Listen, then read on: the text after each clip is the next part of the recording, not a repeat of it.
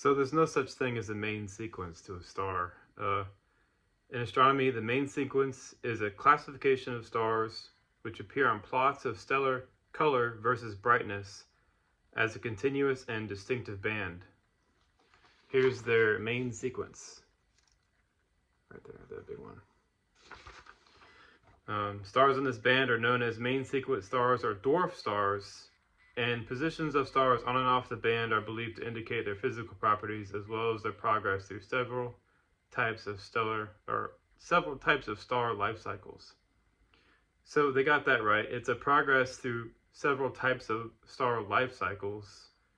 And they also say they're dwarf stars, but I don't think they're dwarf stars. A dwarf star is something like the Earth, where it's completely encapsulated the rest of its heat in the form of a mantle. Here's Mercury, here's Earth. Obviously, the size differences are there. The majority of the heat is trapped inside the Earth, and this is the main sequence.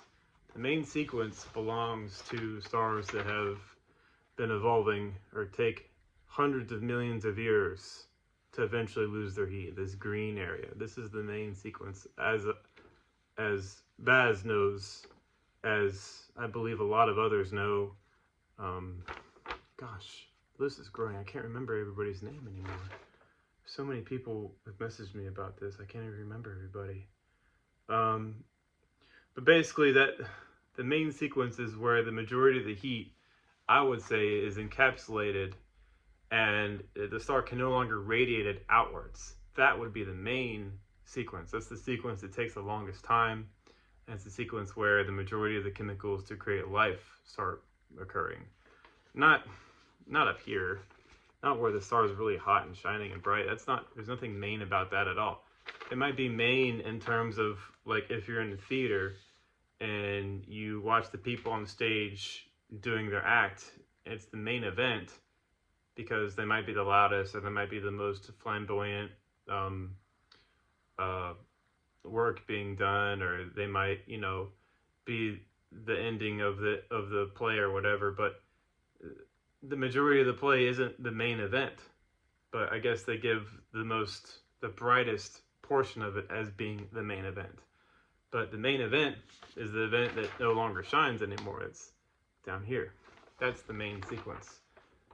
And I see that a lot in a lot of the astronomy videos that I see, even with dissonance too. I know Robitaille still refers to it as the main sequence. There's nothing main about it at all. That stage of the stellar life cycle is very short. It's maybe a couple tens of millions of years, but that's it. The billion-year cycles are where the star is its genuine dwarf star stage, past brown dwarf into Jupiter and gray dwarf and ocean world stages of stellar evolution. Anyways, that's basically, I see that a lot. Hopefully one day that gets corrected. I'm sure Michael will kind of do something about that, but we'll see. Hi, Celeste.